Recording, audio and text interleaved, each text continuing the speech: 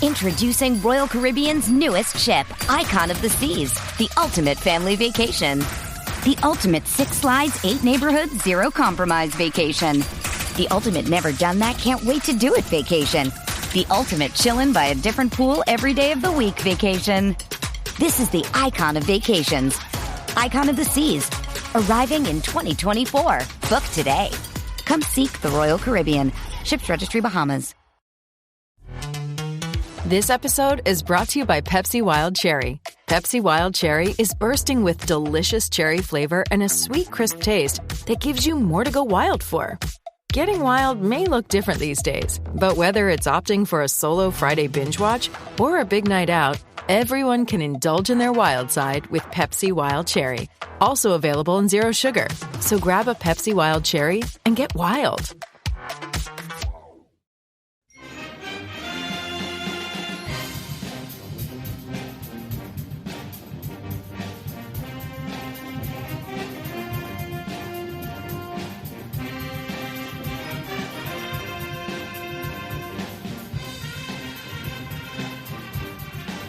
Hello, Duke fans, and welcome to DBR Bites, episode 22.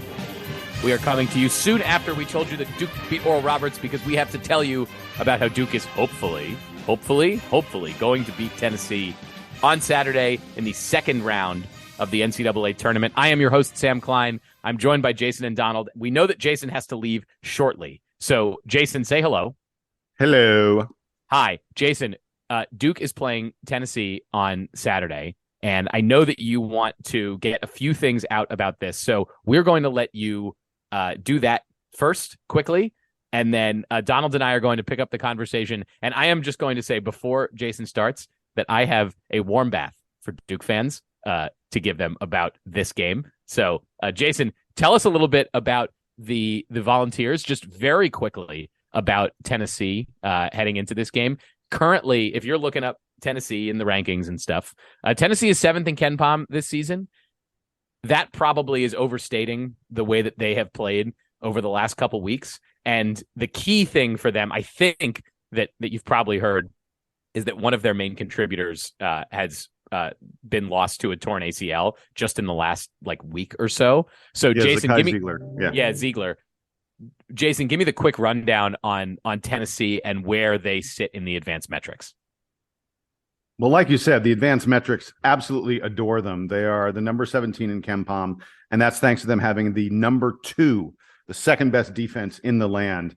They play pretty slow on offense and defense, which leads to some low-scoring games. There are a lot of people who say Tennessee games are borderline unwatchable. They're sort of, like Virginia in that, their games are low-scoring rock fights, but, it's effective. They, as you mentioned, they've really struggled over the last month of the season, and it's not just when Zakai Ziegler went down. That's obviously a huge development for them. But even before that, they were struggling and not playing as well, and I'm sure you guys are going to get to some of the specific results, but they went just 5-7 down the stretch.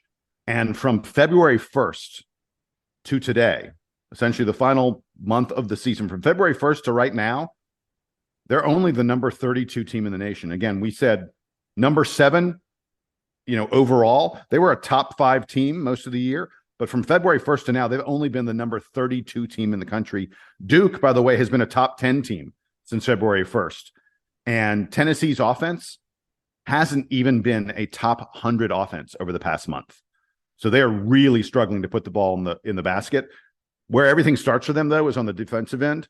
They are quick. They're long. They're very smart, very experienced, super experienced team. They're very deep. They play 8 or 9 guys, almost equal minutes. They do a lot of jumping of the passing lanes. They get steals. They have multiple guys who can protect the rim by blocking shots. On defense, they're just a nightmare. It starts with them not allowing teams to make three-pointers. Opponents hit just 26% of their threes against Tennessee. I'm going to repeat that. Opponents hit just 26% from deep. That's the best in all of college basketball. And by the way, it's not much easier to score on Tennessee from 2-point field goal range. They have the 9th best 2-point field goal defense. So, and as if it wasn't hard enough to hit shots on them, they're a top 20 team in terms of steals and forcing turnovers. Everything this Tennessee does Everything this Tennessee team does on defense is effective. Their only minor weakness is that they do give up some offensive rebounds. They're not a great defensive rebounding team. I think they focus on blocking shots more than getting rebounds. And as a result of that, you can get some offensive rebounds on them. And Duke's going to have to do that because they're just really tough to score on otherwise. Really quickly on their offense, elite passing team. They have the second highest assist rate. We talk about assist rates all the time in this podcast. Donald, I know you love to look at assist rates. Tennessee has the second highest assist rate in all of college basketball. They run a lot of sort of 4 guys in the perimeter, 1 guy in the post, lots of movement on the perimeter, lots of screens to get their shooters free. They have several different guys who are willing to take 3-pointers. They don't hit their 3-pointers at a high rate, but they attempt a lot of them. They only hit about 32%, 33% from 3 as a team. And the guy who's the best outside shooter, the guy you need to watch out for, is Santiago Vescovi, who's their point guard. He hits better than 36%, but the rest of these guys are really not good 3-point shooters. This is a game you would expect to be a low-scoring game. We sometimes joke about first one to 60. I won't be at all surprised if neither team gets to 60 in this game. All right. Well, Jason, we can let you go. We're going to keep talking about Tennessee, but you are going to get going. So say goodbye. Thanks, guys. Goodbye. Donald, say hello. Hello. All right. I'm just trading Jason for Donald at this point. Donald, what's up, man? Yo, what's going on? Let's talk about some Tennessee Vols. Wait, hold on, Sam. Did you get any draft picks in that trade? Because I'm not sure that's an even trade. Is this like what the Bears did to the Panthers? It's a player to be named later. Yeah. By the way, Donald, before we finish the Tennessee, we're just doing this all out of order today. It's the NCAA tournament. You gotta forgive us a bit. I need to make one comment about the broadcast from the NCAA tournament. So my setup yesterday was such that I mostly had the they call it fast break, I think, is the NFL red zone style feed that they had, which is great in terms of like, other than during the Duke game, that's how I would like prefer to watch these games. It's just back and forth whenever there's action going on. But man, it's brutal when they go to studio during that fast break because they had Tyler Hands blah blah on the desk, and it's not just that I don't like seeing his face, but he's not even a good analyst, so I can't even give him that credit. Gosh, he's annoying. But they did put that silly picture of him with the bloody face up on at some point. I was going to say there was a lot of montages that had like key moments of the NCAA tournament, and they did the bloody face one, which was not during the NCAA tournament. Didn't that happen in Cameron? No, it happened in the Dean Dome. It happened in the Dean Dome. Yeah, but I mean, that was fun. But the funny thing is I know you were watching the fast break yesterday. I found out I have YouTube TV amongst other, streaming platforms. And I found out yesterday that quietly a couple days ago, YouTube TV rolled out its multi-view package, right? Where you can watch up to 4 games at the same time. Oh, and I saw this on your Instagram. This was good. Yeah, they were debuting it with the NCAA tournament. So I was like, why didn't they give this to me? So I contacted their customer support, and there was a line of like 700 people in front of me. And I was like, I'm not waiting for this. I'm watching college basketball. So I literally went to a bar, watched some of the games, came back, and was going to go to my best friend's house to watch the Duke game.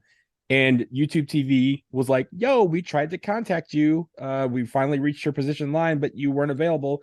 But I see you wanted the multi-view, so we're just going to add it. And it's great. It's terrific. It's 2023. Every streaming platform should have the ability, especially if you're watching live sports, at the same time, the ability to watch multiple, because and you can choose the audio and everything, which is great. So today I'm going to watch a little bit using that, and then I'm also going to go watch with some friends, and where we'll have the traditional multi-TV setup. But yeah, that was my way, and that way you can avoid Tyler Hands blah blah. And you get the benefit today of like there's nothing. We're recording on Friday morning before the games start, so today is like Duke plays tomorrow. Nothing to worry about today. Like, I guess we'll somewhat look ahead and be like, oh, wouldn't it be fun if Fairleigh Dickinson beats Purdue? But you know what? It's fine. Today is just I got Miami this evening. I'll watch them. I have a friend from law school who's coming to town, so we'll watch that game. Yeah, but today is St. Patrick's Day. You can wear green and just kind of relax and enjoy yourself. Yeah, I hate everyone. So double-digit seeds all the way today. Let's let them go. Donald, before I turn it back to you to talk about Tennessee, I told you I have a warm bath for you. Yeah, go ahead. I would like to take you down memory lane because Tennessee's head coach is a gentleman by the name of Rick Barnes. Rick Barnes was at Texas for a long time, and he's been the coach at Tennessee now for 7 or 8 years. Duke has not played Tennessee in the time that Rick Barnes has been the coach there, but Duke did play Texas when Rick Barnes was the coach, and I have 2 games, the 2 most recent games that Duke played against Rick Barnes. Rick Barnes might be the man who has the most nightmares about Duke because he has played them infrequently, but when he has, it has gone horribly. So the most recent time that Duke faced Rick Barnes, it was in this exact same round of the NCAA tournament. It was in the second round in Greensboro, 2009, about 5 days from now. What is that? 14 years ago. I was in school. I was at this game. I drove over to Greensboro for the Duke-Texas game in the second round. I can remember vividly being there, and I remember vividly that the room was entirely Carolina fans. Unfortunately, you'll remember that this is the year that Carolina won a championship with Tyler Hansblah and the rest of those guys. But Duke beats Texas 74-69, and the lead from the AP story that I just want to remind you of in case you forget the highlight from this game. John Shire was falling out of bounds when he made a heady play to keep one loose ball alive. Dave McClure tipped another one to a teammate to deny Texas a last chance. This was a big highlight game for John Shire. He was a junior here. Gerald Henderson was still on the team. Kyle Singler had a great game. And afterwards, this is also from the AP story, Mike Krzyzewski was talking about John Shire, and he's about the one of those plays that Shire made to chase down a ball. He said, "Those are plays that you think of Magic Johnson making," Krzyzewski said before turning to Shire and adding, "You never thought I'd compare you to Magic Johnson, did you?" So that's a good one. Comment. That was a great memory, and of course, I assume that when Duke fans hear me say Duke and Rick Barnes in Texas, that the game they actually remember, Donald, is the game that happened in the Meadowlands. It was the 2006 season. It was in 2005. And I would just like to. I don't need to recap every detail from this game. I would just like to recap JJ Redick's stat line from this game. JJ Redick played 37 minutes in this game. He was 13 for 24 from the field, including 9 for 16 from beyond the arc. He was 6 for 6 from the line. He pulled down 4 rebounds. He stole 3 balls, and he scored 41 points in this game. Duke beats Texas 97-66. So, Donald, which of these games do you think Duke is getting against Tennessee tomorrow? And how badly does Rick Barnes have nightmares about playing Duke? Well, Sam, both of those games were fun. Especially, I went to Duke. My brother went to Texas. So I definitely remember the JJ game in the Meadowlands very well because I remember. I feel like that's one of the, outside of the NCAA tournament, that's probably the Duke game that I hear talked about the most. And maybe that's because JJ Redick has a podcast, and so he talks about it occasionally. But that's like one of those just highlight, like, you got to remember. I wasn't at that game, but I remember that game. That's one of JJ's 2 games that, that I think were the best that he ever had. That one, and then the game against Virginia where he went 9 for 11 for 41 points. It was the most efficient game in the history of basketball or something like that. But the thing about Rick Barnes is before he was at Texas, and I know this is in your early years of life, before he was at Texas, he was at Clemson for 4 years. So he is very well familiar with just meeting Duke in, big time or even regular season situations and not coming up with the victory. But let's talk about Tennessee as a whole, and I'll get to Rick Barnes because I'm glad you actually brought him up. There's a little thing about Rick Barnes' coach teams that people need to keep in mind. But before we do that, Tennessee 23-10 right now, 11-7 in the SEC. They were 5th in the SEC. They lost to Missouri in the quarterfinals of the SEC tournament. And as I believe Jason mentioned, he is 6th. They are 6th in Ken Pom and have been no lower than 7th all year. They were even the number 1 team in Ken Pom as of February 1st. They're 7 today. They might have been 6 at some point. They were 6th late last night. Yeah. So okay, that's on me. Yeah. They're 7 this morning, but like you said, this is now the lowest that they've been all season. Right. They arrived in the second round of the tournament. Obviously, late last night, they beat 13 seed Louisiana 75-63.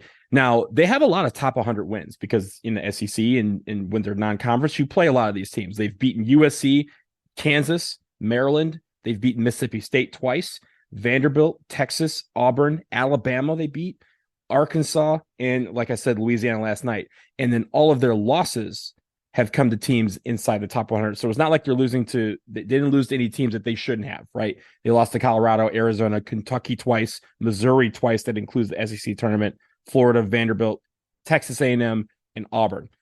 Jason, I think, kind of mentioned this during his portion, but from the beginning of the season to January 31st, Tennessee was 18-3. They were 7-1 in the conference. And since the calendar turned to February, they're 6-7. And as we've mentioned, to make matters worse, they've lost Ziegler, their point guard, second team All ACC. They lost him just a couple weeks ago to a torn ACL.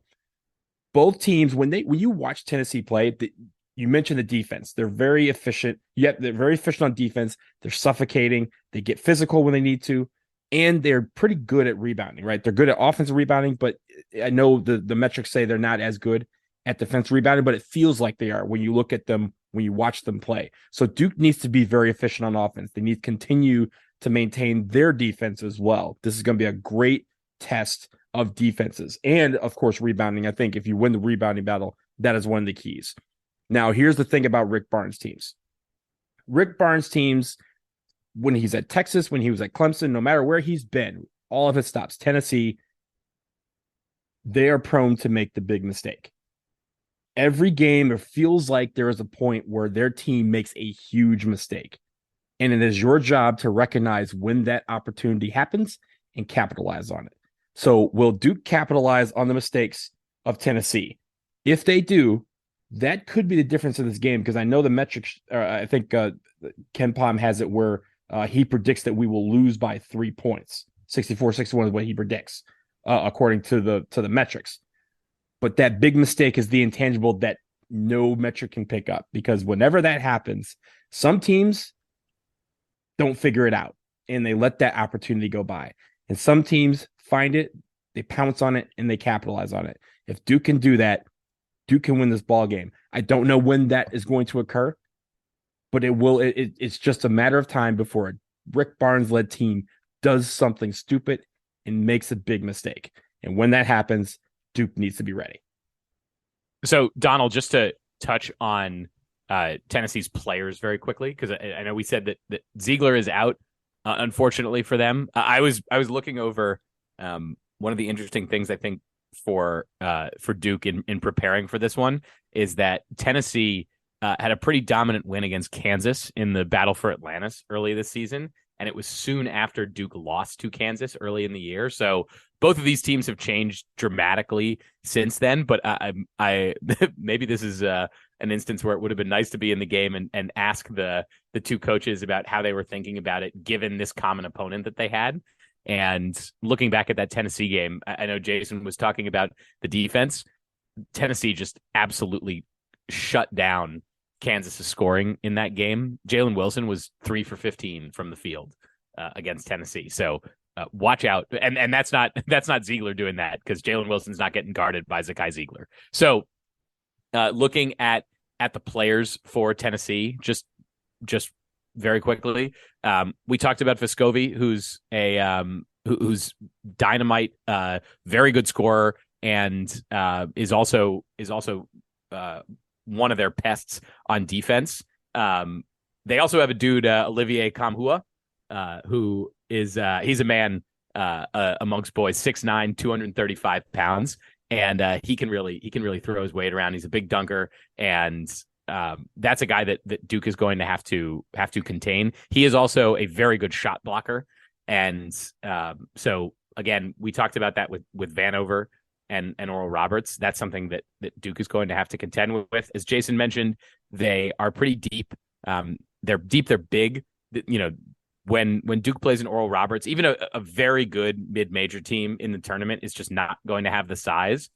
Tennessee has the size. They've got big guys all over the court, and this is going to be one of the few games, especially since Ziegler is out, because Ziegler is actually a very small player. This will be one of the few games where Duke is relatively similar to their opponent in height, and so that is something to watch out for. The thing I think to emphasize with Tennessee is that they are feeling beaten down right now. You know, they had to eke out this win against Louisiana. I guess not eke out. They kind of held Louisiana, to like a 6 or 8 point margin most of the way. But that game last night against Louisiana was not the game that Duke had against Oral Roberts. So Tennessee's coming in, I think, with a bit of a chip on their shoulder. I think they'd like to salvage the feelings from this season, given how sideways it's gone for them in the SEC for the last 6 weeks, and no better way to do that than by beating Duke. So I feel confident, but also still nervous at the same time. This is probably the most confident that I could possibly feel in a game where Duke is not technically the favorite. Ken Pom says that Duke's going to lose. The ESPN matchup predictor says that Duke is going to lose. I don't think the betting lines say that Duke is going to lose. I think Duke is still a favorite. I haven't checked this morning, but I think they opened as like a 1.5 point favorite last night. But so this is this is a weird one in that regard. So we will see how that goes. Donald, any closing thoughts on Tennessee? Yeah, I think, you mentioned the players and just how they feel like they've been down. I think there's a couple, again, some of these intangibles, these details, right? We played first last night. They ended their game, I think it was just after midnight, despite the fact that they, our game finished early. Our game last night only took like an hour and 40 minutes. So we were out of there and they were able to start this game earlier than the originally scheduled time. But it still ended very close, if not right at midnight. And, we had the ability to scout both teams, and eventually Tennessee, without abandon, because we didn't have to worry about a game right after scouting there. So those are little intangibles that they have. But at the end of the day, when we heard all the stories about how Oral Roberts could give Duke fits, you could feel a lot of people were just nervous about that game. And I didn't think they needed to be, because if Duke played their game, we should have won, and we did. I think for this is sort of similar, right? If Duke can come out and if their defense, whoever's defense plays the best, is going to win this ball game, because both teams are very good at defense, and it's about the team who can be efficient and get their points on offense. So I think it's going to be a very good test of two good teams.